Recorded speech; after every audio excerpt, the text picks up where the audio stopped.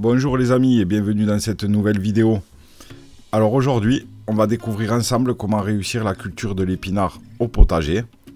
Donc l'épinard, c'est un légume feuille qui est riche en nutriments, qui est facile à cultiver et qui va être parfait pour les cultures l'automne, le printemps et même l'hiver selon les variétés et les régions où vous habitez et votre mode de culture, si vous allez pouvoir les protéger du froid ou pas.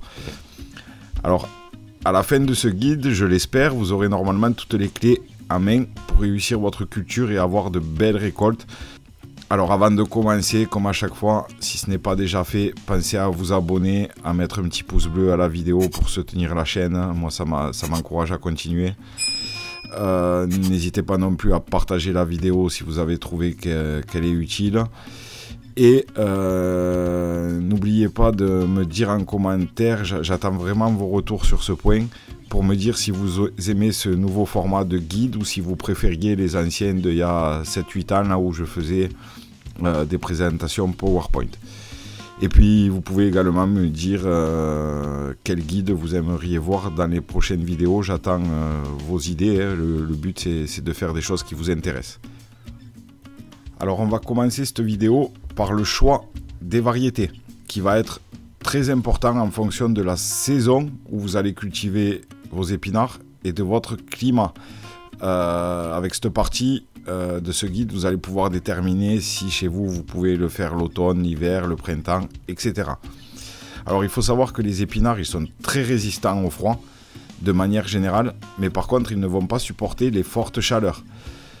La plage de température idéale pour une bonne croissance des épinards, elle est comprise entre 8 et 18 degrés. En dessous de cette plage, leur croissance elle va ralentir. Et lorsque les températures vont chuter sous la barre des 4 à 5 degrés, leur croissance va s'arrêter et ils vont entrer en dormance. Donc ça, c'est des moyennes. Il y a certaines variétés qui vont pousser avec un peu moins de température, d'autres... enfin voilà, c'est vraiment une moyenne, mais à quelques degrés près, ça va pas varier. Ensuite, dès que les températures vont remonter au-dessus des 5 degrés, c'est-à-dire la journée, dès qu'il y aura un petit peu de soleil, leur croissance, elle va reprendre. Alors si jamais par chez vous, même la journée, vous avez des températures qui ne montent pas au-dessus de 5 degrés, si vous êtes autour des 0, des 1, 2 degrés, vous pouvez utiliser des protections comme les voiles d'hivernage, les tunnels de forçage, les petits tunnels à salade, ou même des cloches potagères si vous en faites pas énormément.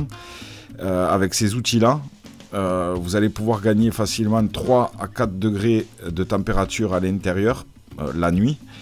Et quand le soleil va sortir avec la réverbération, la température à l'intérieur de ces outils peut même monter 10 degrés au-dessus de la température extérieure. Donc pour ça, je vous mettrai des liens en description pour ceux que ça intéresse. Et à l'inverse, même s'ils supportent bien le froid, on va le voir par la suite, ils vont, dès que la température va commencer à dépasser 25 degrés, ils vont commencer à monter en graines, c'est-à-dire à faire les fleurs et les graines pour se reproduire. Alors certaines variétés vont résister et vont mieux pousser dans le froid, alors que d'autres résisteront moins au froid mais vont mieux résister à la chaleur. Donc on va voir ensemble quelques variétés que je vous ai sélectionnées. Il y en a certainement d'autres, hein. J'ai mis les plus connues.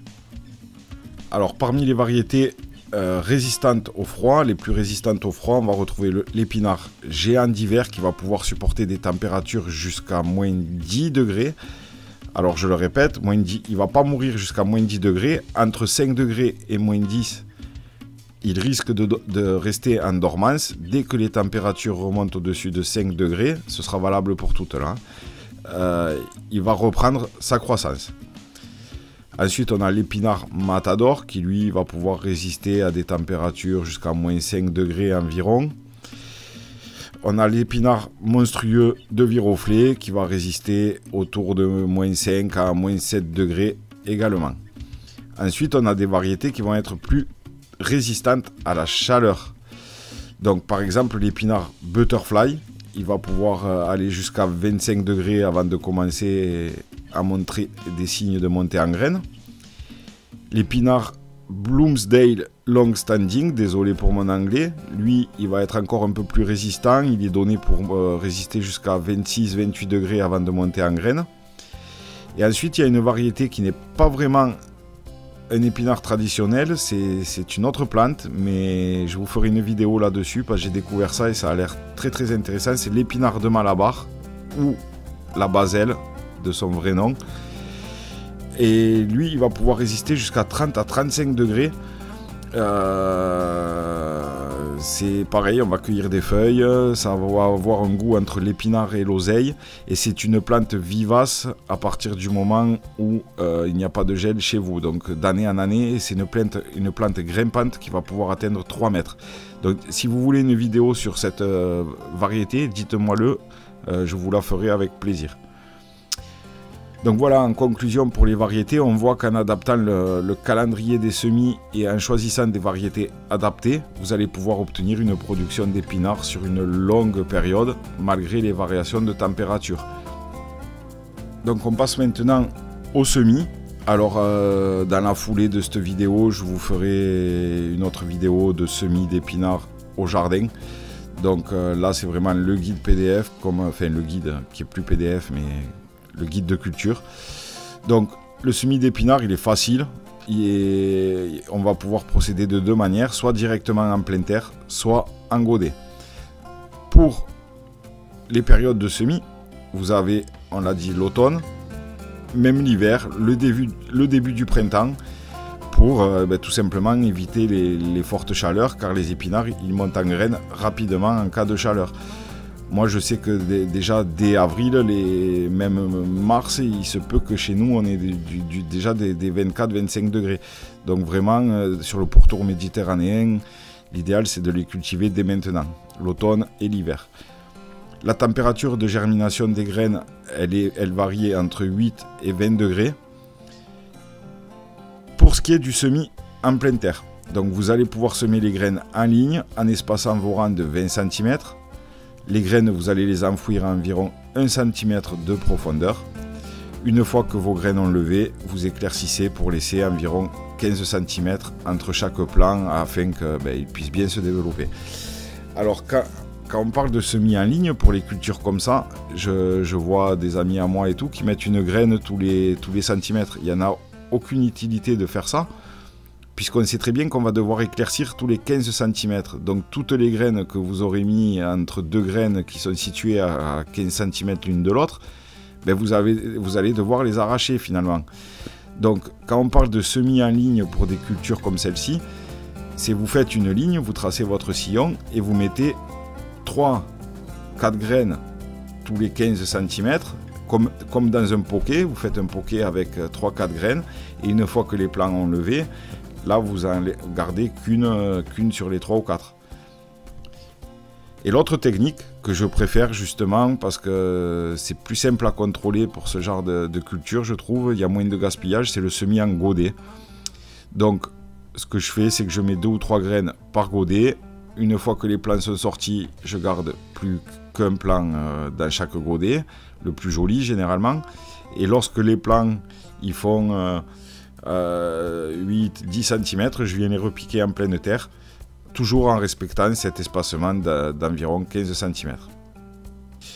Normalement, avec une température entre 10 et 20 degrés, les graines elles vont germer en une semaine environ.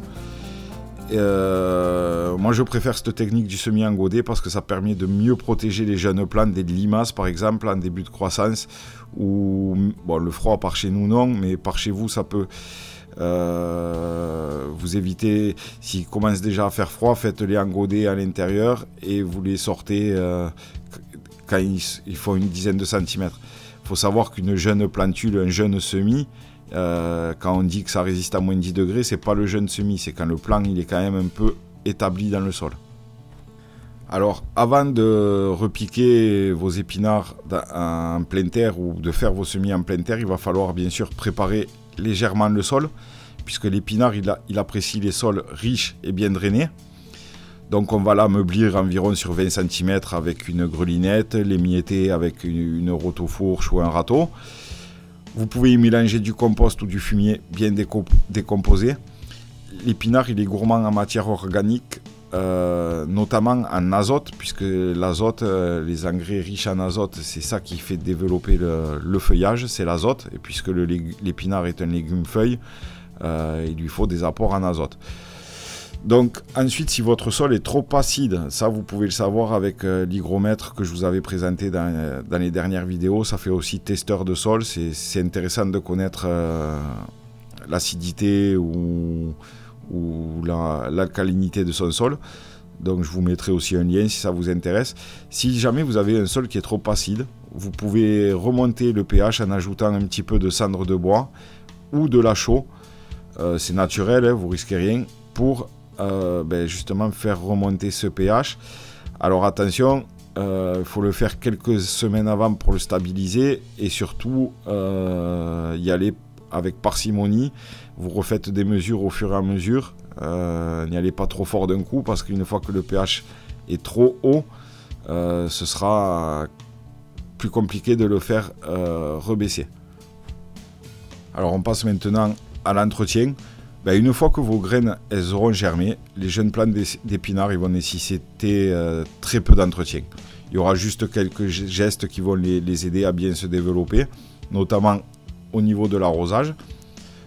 L'épinard, comme tous les légumes-feuilles de manière générale, ils aiment l'humidité, donc on arrose régulièrement sans détremper le sol. Un paillage va vous aider à conserver l'humidité et à limiter la concurrence des mauvaises herbes. L'éclaircissage, on en a parlé, hein. Si vous avez semé en pleine terre, vous éclaircissez pour laisser un plant tous les 15 cm. Et en cours de croissance, vous pouvez ajouter, si votre sol n'est pas déjà assez riche, un engrais azoté naturel comme du purin d'ortie. Vous faites des arrosages au purin d'ortie, ça va vous apporter de l'azote dans le sol. On passe ensuite à la récolte. Et la récolte, c'est un des avantages de ce légume, c'est qu'on va pouvoir la faire au fur et à mesure des besoins, en récoltant feuille par feuille les feuilles du pourtour de vos plants d'épinards. De cette manière, le plant, lui, il va vous produire tout l'hiver, tout le printemps, jusqu'à ce que les températures passent les 25 degrés et qu'il monte en graines.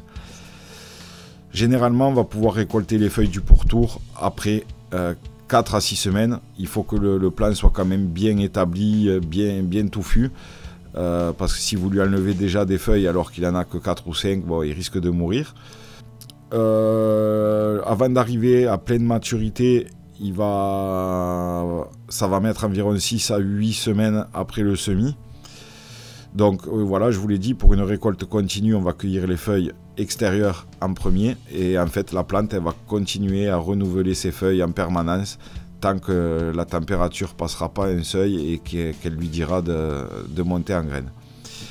Quand vous voyez que les températures arrivent à 24-25 degrés, surveillez vos plants, ce sera le moment de les couper en intégralité.